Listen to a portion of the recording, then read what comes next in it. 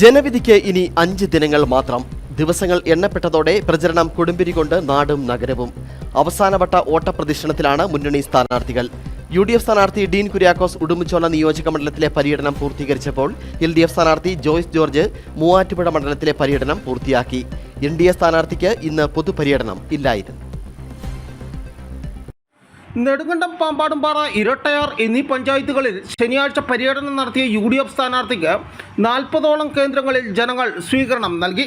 രാവിലെ ആനക്കല്ല് ജംഗ്ഷനിൽ കേരള കോൺഗ്രസ് സംസ്ഥാന സമിതി അംഗം ജോസ് പൊട്ടംപ്ലാക്കൽ പര്യടന പരിപാടി ഉദ്ഘാടനം ചെയ്തു. ഉദ്ഘാടന സമ്മേളനത്തിന് ശേഷം കോമ്പയാർ, തിരുവല്ലാപ്പടി, നെടുങ്കണ്ടം വെസ്റ്റ്, കൽക്കൂന്തൽ, മഞ്ഞപ്പെട്ടി, പൊന്നാമല, ബദേൽ, മഞ്ഞപ്പാറ, പച്ചടി, കുരിശുപാറ, ചാറൽമേട്, ചക്കക്കാനം എന്നിവിടങ്ങളിൽ പര്യടനം പൂർത്തിയാക്കി. ഉച്ചയ്ക്ക് ശേഷം കല്ലാർ, മുണ്ടിയരുമ, ബാലഗ്രാം, തേർഡ് ക്യാമ്പ്, അഞ്ഞാർതുളു, പുളിയന്മല, പത്തിനിപ്പാറ, പാമ്പാടുംപാറ എന്നിവിടങ്ങളിലെ പര്യടനങ്ങൾക്ക് ശേഷം ഇരട്ടയാറിൽ സമാപിച്ചു.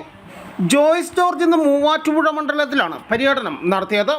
കടവൂരിലെ ആദ്യ സ്വീകരണ പരിപാടി CPIM സംസ്ഥാന കമ്മിറ്റി അംഗം S സതീഷ് ഉദ്ഘാടനം ചെയ്തു. പച്ചക്കറികളും വാഴക്കുലകളും നൽകിയാണ് പ്രവർത്തകർ ജോയ്സിനെ സ്വീകരിച്ചത്. രാവിലെ 7 മണിയോടെ കാഞ്ഞിരമറ്റത്തെ സ്വീകരണ പരിപാടിക്ക് ശേഷമാണ് സ്ഥാനാർത്ഥി ഉദ്ഘാടന പരിപാടിക്കായി ഞാറയ്ക്കലെത്തിയത്.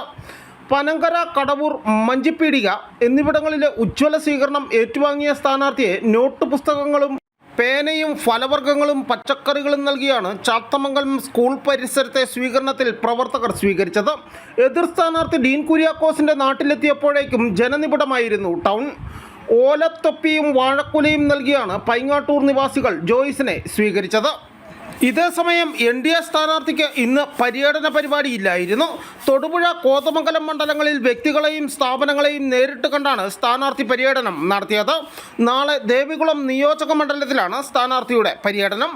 ഇതിനോടൊപ്പം നാളെ പാർലമെന്റ് മണ്ഡലത്തിലാകമാനം മഹാസമ്പർക്ക സദസ് എന്ന പേരിൽ BJP പ്രവർത്തകർ വീട് കയറിയുള്ള പ്രചരണവും നടത്തും. Election desk, Idukki vision.